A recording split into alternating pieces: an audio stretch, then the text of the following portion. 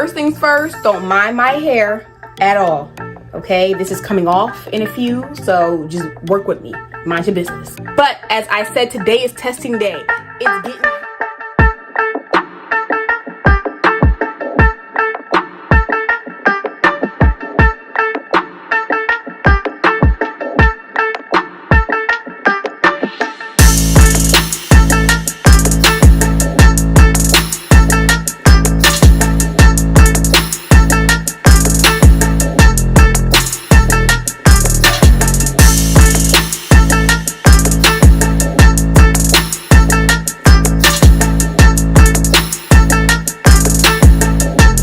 again. So what I did was I went to this very hot wedding. It was at least 85 degrees and we were in the heat. Oh my gosh. And I was completely fine there.